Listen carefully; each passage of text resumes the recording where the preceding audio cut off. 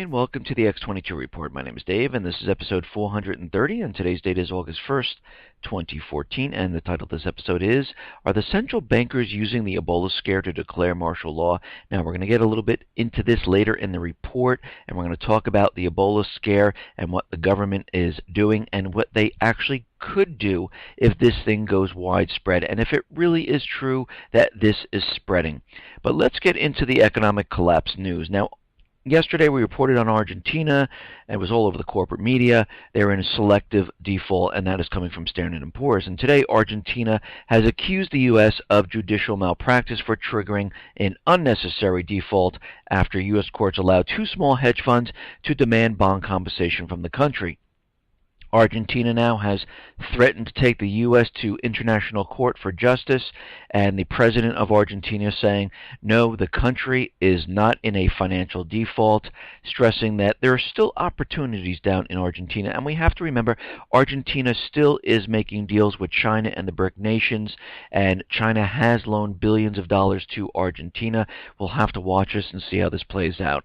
Here in the United States, what are we seeing? Well, the government has come in with their unemployment numbers, and they're not as good as they thought they were going to be. I guess they didn't have the entire statistical team manipulating the numbers, or the numbers were so way off that there were so many people unemployed that it would look really kind of obvious if they said, you know what, the unemployment came down to about 5.8%.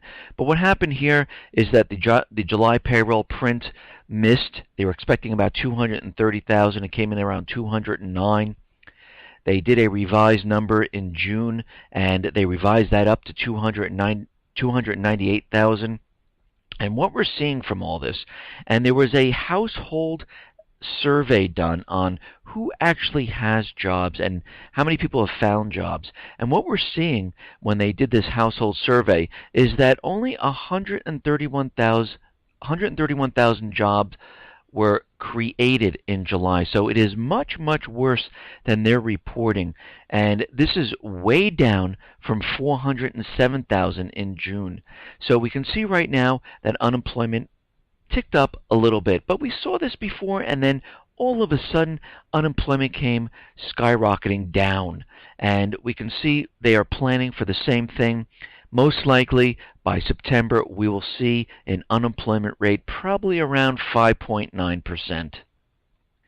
Now it seems it's getting more and more difficult for older workers. They're finding it very tough. As we know, prices are continually increasing, or should I say the value of the dollar is decreasing, making it look like the prices are increasing.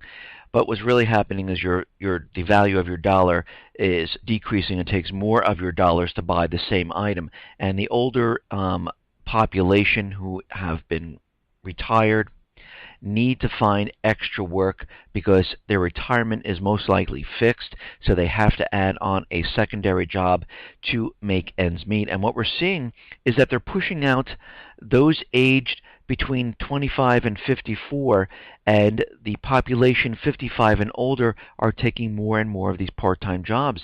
And they saw with these ages from 25 to 54, about 142,000 jobs declined in the past month because the older population are going to take these jobs and they're keeping them, and some are even taking a secondary job just to make ends meet because things are getting worse as time goes on. Now we see out in the real estate market, and as we know, real estate is imploding on itself, but construction spending plunged most since January of 2011. And we see right now that construction spending has reverted back to December of 2010. And it's a downward trajectory. It is not going up. The trend is down. Now, it looks like the U.S., the EU are very concerned about the BRICS becoming a full-blown financial power. And it is a serious factor in global politics. The BRIC group of emerging economies is becoming a serious factor in global politics, and the European Union and the United States are very concerned on how fast this is growing. And we knew this was going to happen. We understood what was going on around the world. We understand that the dollar is collapsing, it's imploding on itself. This is why we see all these flashpoints and war right looming on the horizon right now, I should say. And we can see that the BRIC nations wanted more voting power in the IMF. The United States would not give that to them because they knew if they did, the dollar would be finished. So they decided to create their own BRIC bank to rival the IMF. And we can see right now the BRIC nations, they all work together. They have the same political agenda, and right now they are starting to loan out money to build the emerging economies, their infrastructure. They're building them up, and we can see right now the EU and the US are very nervous about this, and this is why NATO, the United States, have been building up military assets all across the world because they are preparing for war, and we know they are preparing for this because we can see the pivot to Asia. We see the amount of hardware that is out in the Pacific. We see NATO maneuvering all the hardware out in Eastern Europe, bringing in more sophisticated missile shield system. And we can see they've been really propping up their military assets in Central Africa and, of course, the Middle East. So we can see, as I reported time after time, more and more military assets have been being put into place. Now, we see all over the news, and we understand that there's an Ebola breakout, and it's plastered all over the corporate media, and everyone is very, very worried. And I'm looking at this situation, and it seems like this is really being pushed very hard. I know the president just signed an executive order that anyone that has a respiratory or any type of breathing and other things, they have to be looked at. And this is turning into something that it seems like the central bankers, the Obama administration, they're trying to push this very, very hard. Now, I'm not saying this isn't real. I'm not saying there aren't cases, but I think they're using this just like they used the swine flu way back. They were trying to scare everyone and to see how everyone reacted. And right now, it seems like the Center for Disease Control has designated El Paso as one of 20 quarantine stations for the Ebola virus. Now, what's very interesting, they set up these CDC quarantine stations around the country, and they pretty much match where Obama is sending the illegals. There's one sent up in Minnesota, Minneapolis. There's one in Illinois, Chicago. There's one in Michigan, Detroit. We see Massachusetts, Boston, New York is in New York, and New Jersey, it's in Newark. Pennsylvania is Philadelphia. Washington, D.C. We're seeing Georgia, Atlanta. Florida is Miami. Then we have Texas and North Texas. There's one in Houston, one in Dallas, and we see there's one in El Paso.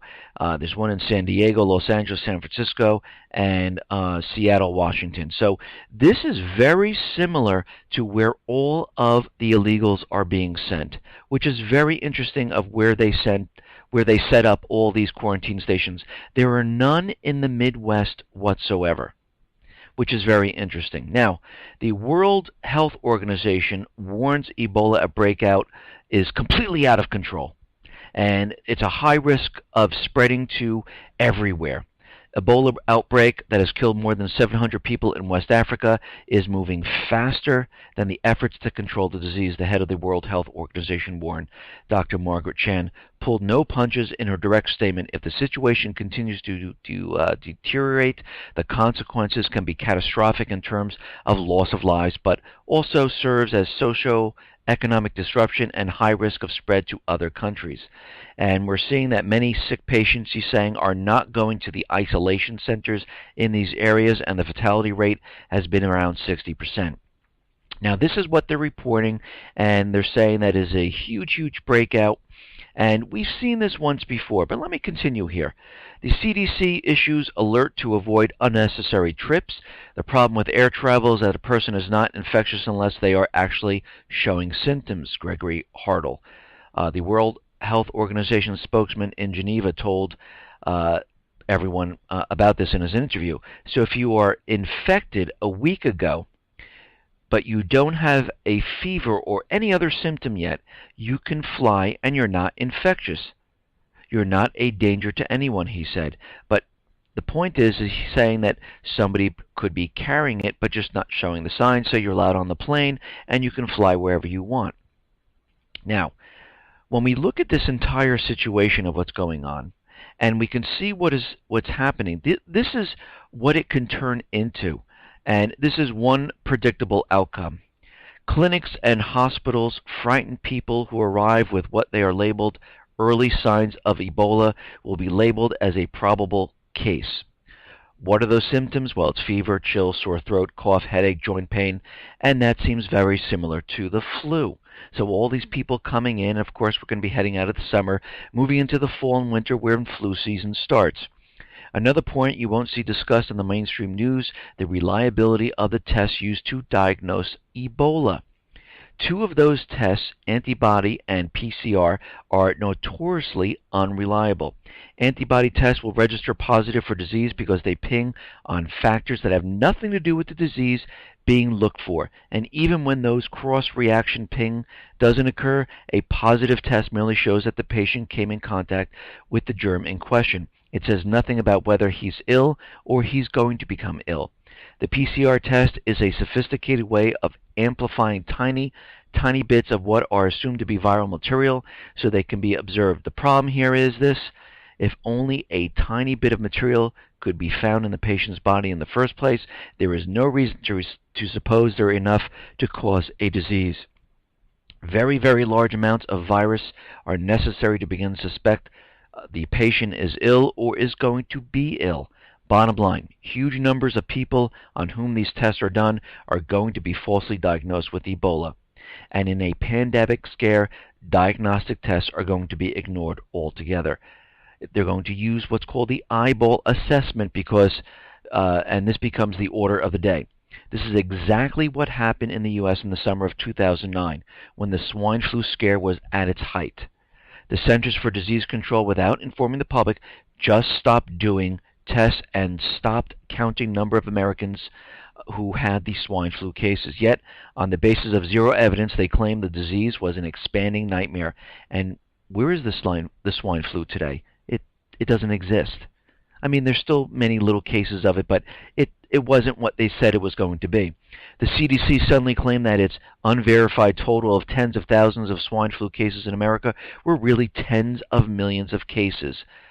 As the days and weeks pass, you're going to hear and see all manner of outrageous propaganda about Ebola.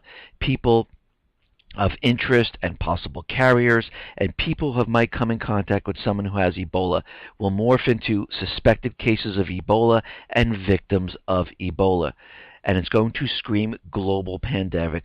They're going to scream global pandemic every 15 seconds to exert control over the population. This is why they're doing it. They want to control the population and obtain compliance from every single person. And they're going to give you orders to stay indoors.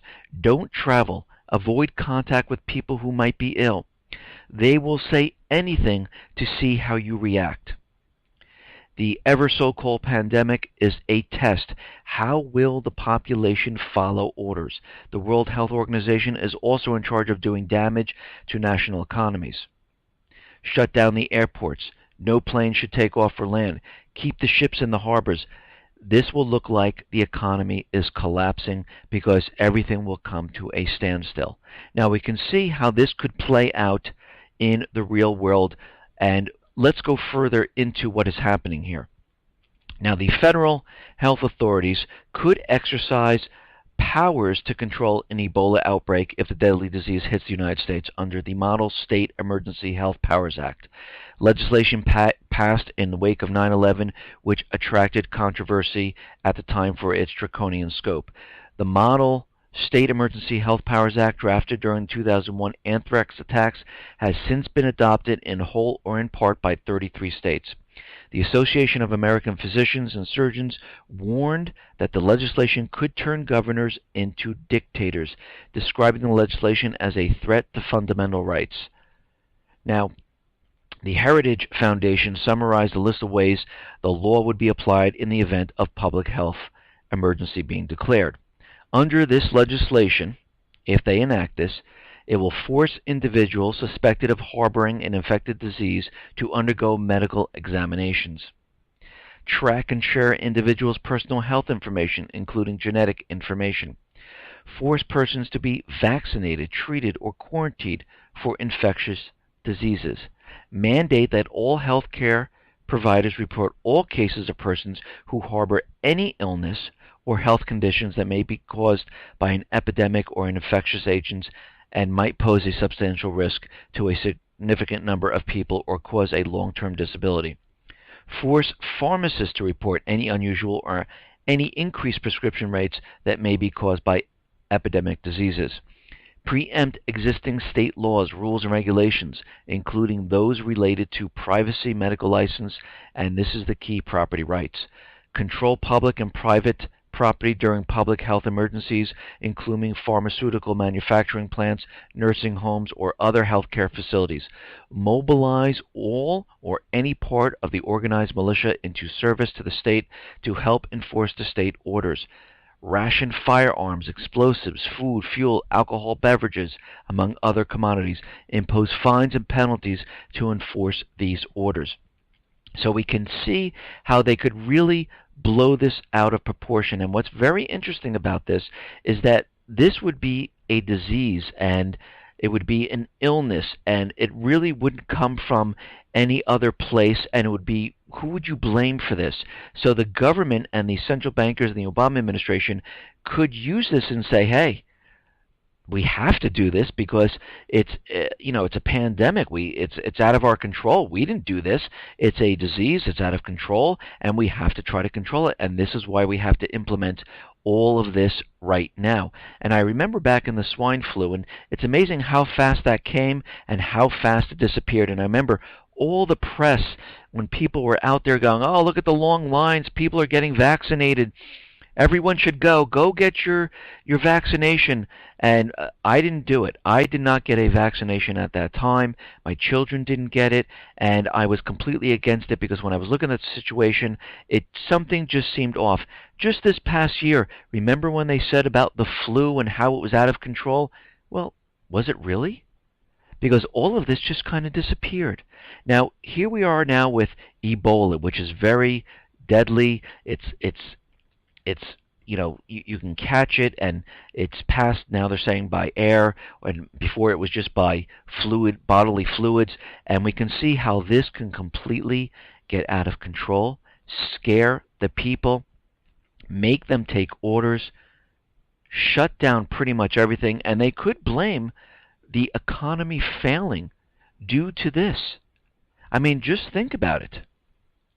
Now, we understand that the illegal aliens, they are continually crossing the border, and that has not stopped. But don't worry, the Obama administration has decided to create a new detention facility in Karnes City, Texas, and this will hold all the adults and the children there. Pretty much they're all teenagers coming across here.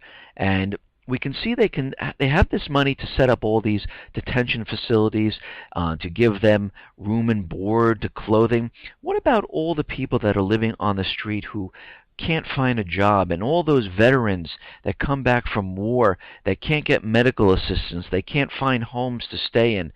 It's amazing how the illegals have all of this. They're buying them clothes, but the United States government has no money for our homeless who are citizens here in the United States, for our veterans who fought for this country. They have no money and no ability to take care of them. Why can't we set up these facilities to help them? So what are we seeing now? Well, the illegals are continually coming over, and right now it looks like Homeland Security put out a report saying, yes, the disease is spreading at all the border facilities. Many of the unaccompanied children and family units require treatment for many of the diseases, and you're seeing respiratory illness, tuberculosis, chickenpox, and scabies. And of course now we have Ebola on top of all of this. So we can see all these children now, or I should really call them young adults, are being transferred to all those states that they have a CDC quarantine station located. And they're being sent to about 23 different states right now. And actually, there are more and more states being added, and we can see this on the map that I have on the x22report.com site. If you go to resources and it says map of immigrants, and it'll bring you to a map, and if you just click on the pins or the circles, it will explain why the transfer of the illegals to what was a success or was it a failure. And you can read all about that when you go onto the site. Now it looks like the U.S. buildup in Africa is pretty much rattling China right now. And they have a think tank looking at the situation. And they came up with some information in their annual report. The Chinese Academy of Social Sciences warned in its annual report on the development in Africa that the continent might be used by the United States to expand its containment of China should the Sino-U.S. relationship continue to worsen. But Beijing was not well equipped to handle such a move. It said China had become more proactive in establishing its presence in Africa over the past decade, but would face more resistance from Western nations which had been keeping a close watch on China's activities on the continent. And we know this for a fact that the United States, wherever China is, that's where the U.S. central bankers go. U.S. have been strengthening military ties with Africa in recent years under the pretext of security and anti-terrorism, which we can see they use this all the time as a false flag to get troops into the country. And one of the report's authors, Zhang Hongming, a senior research fellow at the Academy Institute of West Asian and African Studies, the military presence of the U.S. can be used to deter China if the two nations mistrust each other. The U.S. has also announced the establishment of a drone base in Niger last January, which will provide assistance to French forces in Mali and gather intelligence about terrorist activities in North and West Africa.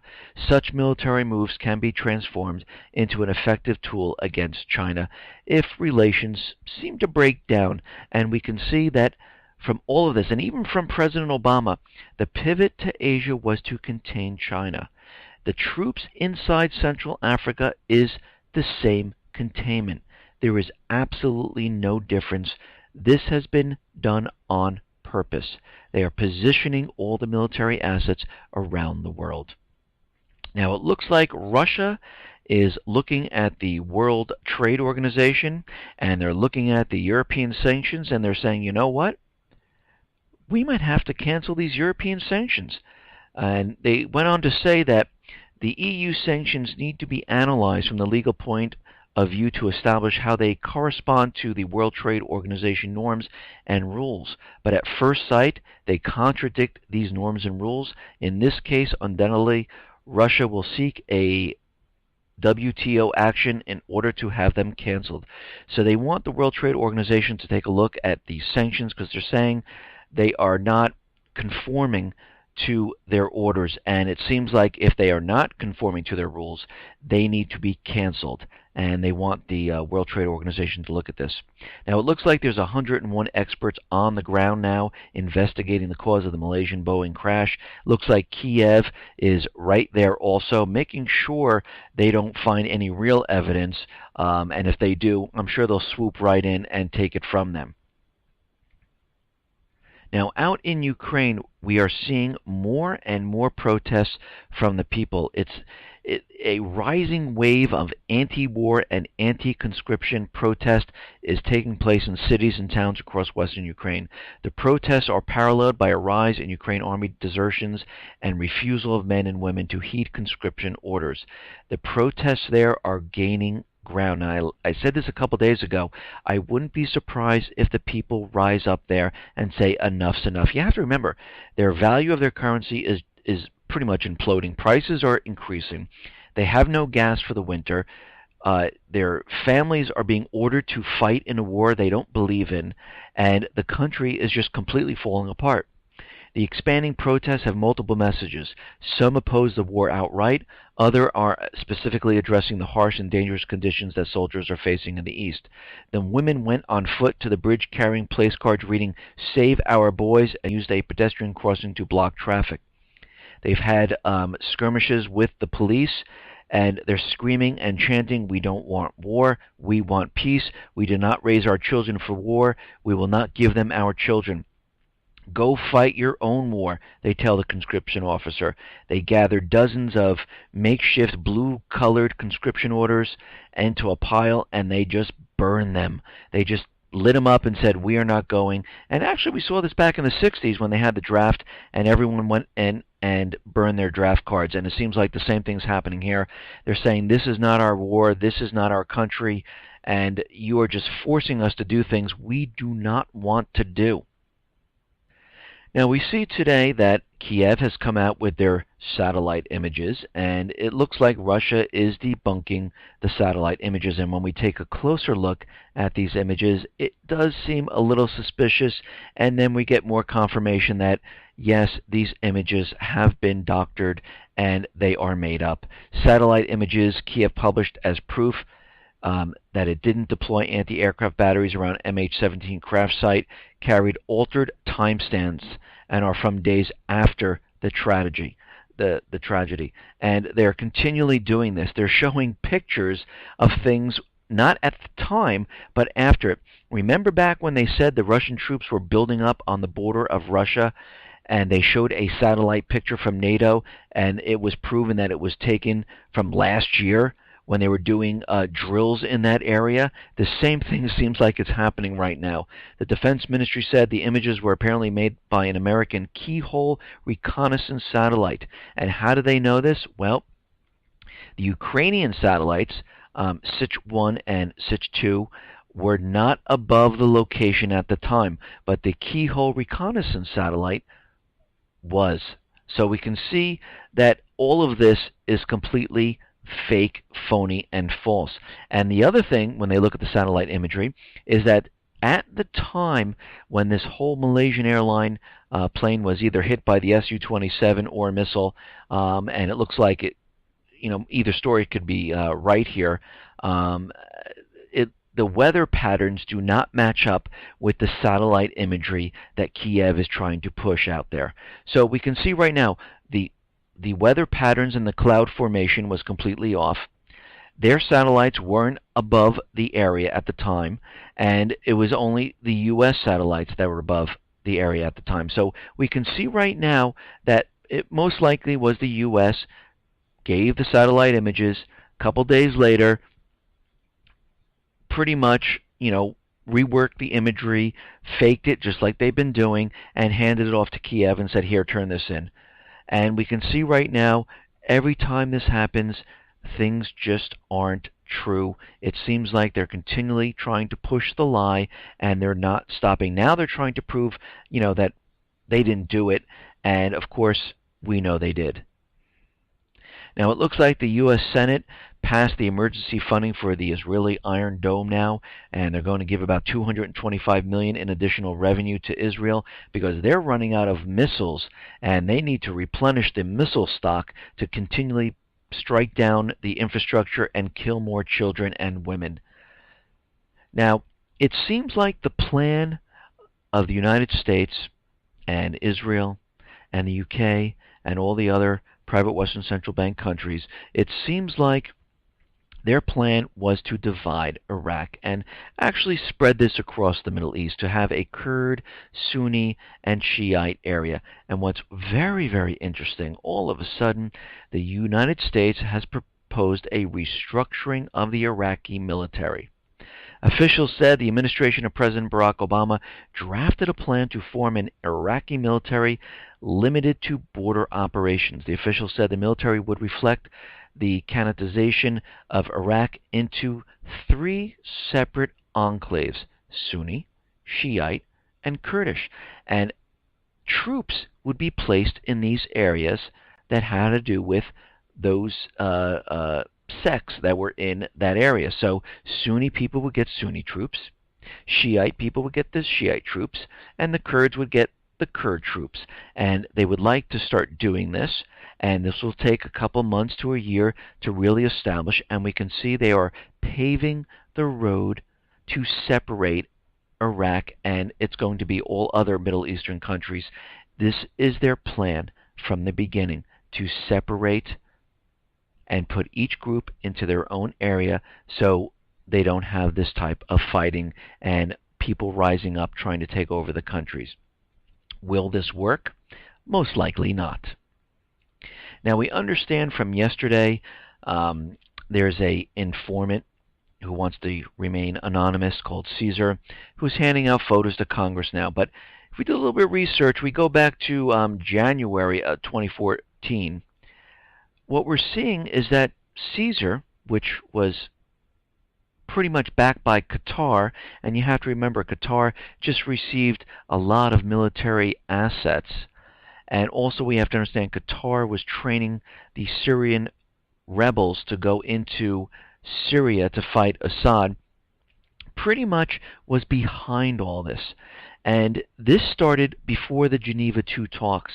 This was put out there where Caesar had all these thousands of photos of people being tortured and how how Assad was torturing his own people. This was put out there before the Geneva II talks to try to push the talks in a certain direction and have the UN come in and say, oh, all right, Assad was torturing his people. Now Caesar is back, but there are a couple things about what is going on here. He's supposed to be an insider, where he had inside access to pretty much everything. But the photos that he is producing are from a hospital of people who've been injured or who have died. Now, if he is an insider, where are the insider pictures? Because this is not proof of anything. This just shows people in the hospital hurt and mangled, and people who were hit by something. It doesn't prove who did it, because we have to remember from many videos we see the opposition ripping out hearts. We see the opposition decapitating people. We see the opposition, oh that's right, using sarin gas on the people of Syria. Hey, don't we see the same thing in Ukraine and the same thing that Israel's doing? Using weapons of mass destruction, just killing people? Well, the same thing here. So that's red flag number one. If he's an insider, we should see pictures of inside these prisons of the soldiers actually doing it. But guess what? That's not what these pictures are. It's not there. These pictures were taken in a military hospital. So the pictures are meaningless. It reminds me of the false flag event when they showed the pictures of the people being gassed in Syria. It wasn't proof. It was the after effect of what happened. The proof is actually seeing which side did it. But the United States government central bankers, they don't have that proof. So they like to show what happened afterwards. And they use this as their proof so they can work backwards to pin it on whoever they wanted. And we saw this happen in August of 2013 when they used a chemical false flag attack, and we found out that this was completely fake, phony, and it did not work. And all these pictures were taken on a digital camera. They were put on a USB. There was like no hard copies or anything like that. And if this person was truly an insider, he would have insider knowledge. He would have insider pictures, and we would see pictures like we've never seen before of actual things going on. Now, the Guardian and other sources said, yes, these pictures are definitely credible. They were not doctored. Well, I'm sure they weren't, and I'm sure they're real pictures, but it's real pictures of just people being hurt who have died in a hospital. Yes, they could be credible pictures, but they're not credible pictures of showing torture. You have to listen to how they say this. Now, all of this was presented back during the Geneva II talks back in January, February, March, when they were having all these talks, and they completely fell apart because on the agenda was to prove that Assad had to be removed. They wanted him removed. They were trying to show that he was torturing his people, and that fell apart. Then the elections happened and other things, and now Caesar is back now showing Congress because they want to ramp this up for some type of an event, and you can see they are definitely pushing this agenda. Listen, everyone, thanks a lot for listening. Be well, be safe, and especially be prepared. Thanks a lot.